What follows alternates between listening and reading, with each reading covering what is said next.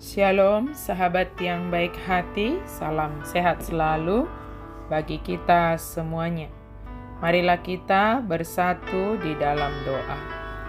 Allah Bapa dalam Yesus Kristus, terima kasih Tuhan, Engkau sungguh sangat baik kepada kami, memberkati kami selalu dalam semua kegiatan kami, dalam semua aktivitas kami. Saat ini kami hendak merenungkan firman Tuhan. Berkenanlah Engkau ya Allah untuk menuntun kami, menolong kami dalam merenungkan firman-Mu. Amin. Firman Tuhan bagi kita pada hari ini tertulis dalam kitab Roma pasal 3 ayat 25. Kristus Yesus telah ditentukan Allah menjadi jalan pendamaian karena iman dalam darahnya. Hal ini dibuatnya untuk menunjukkan keadilannya, karena ia telah membiarkan dosa-dosa yang telah terjadi dahulu pada masa kesabarannya. Ibanado dipadiri debata bahen habangsa parasian marhite sian hapursiau dimudarnai. Asa dipapatar debata disi hati goranna. Alanaung dibolus matana akkado sanajolo marhite labas nirohana. Kristus Yesus menjadi jalan pendamaian karena iman.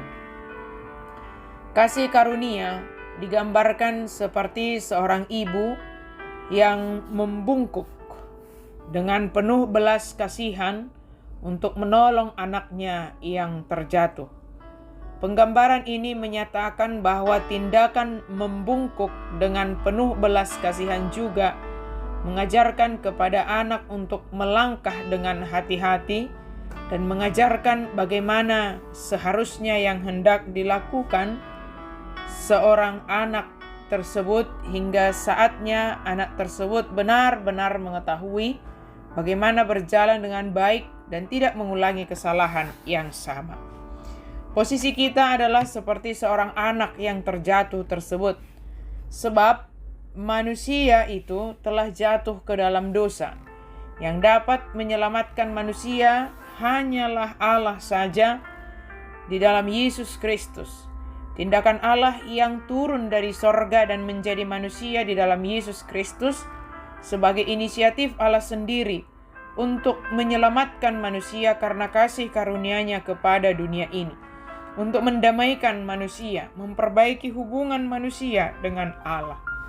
Kasih karunia Allah di dalam Yesus Kristus yang telah menebus manusia dari dosa, sehingga kita memperoleh keselamatan dan anugerah pengampunan dosa. Bukan karena kebaikan kita dan bukan karena kebenaran kita.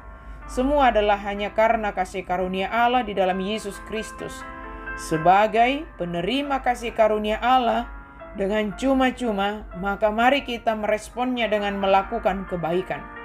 Sehingga perbuatan baik kita adalah respon atau tindakan kita sebagai penerima kasih karunia Allah di dalam Yesus Kristus.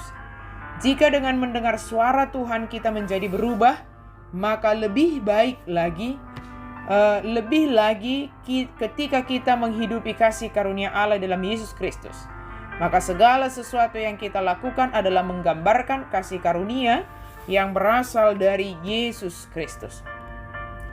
Yesus Kristus yang menjadi pendamaian antara manusia dengan Allah dan menganugerahkan damai sejahtera bagi orang percaya supaya berdamai dan hidup dalam perdamaian dengan sesama. Yesus yang telah ditetapkan untuk menjadi jalan pendamaian bagi kita karena iman dan darahnya.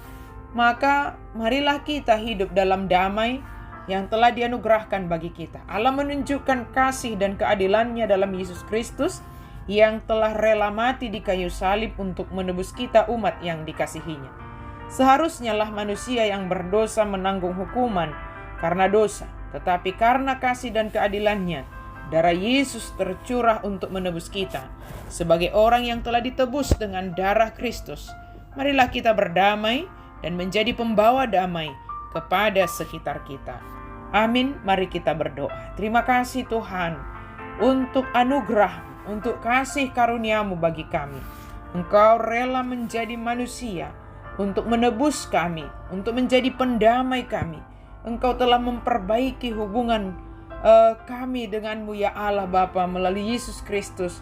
Biarlah kami juga hadir untuk selalu memperbaiki, untuk membawa damai sejahtera kepada sekitar kami. Terima kasih untuk kasih-Mu ya Allah. Biarlah kami senantiasa boleh hidup dan menghidupi kasih karunia-Mu yang Engkau anugerahkan bagi kami. Dalam nama Yesus kami berdoa dan bersyukur. Amin.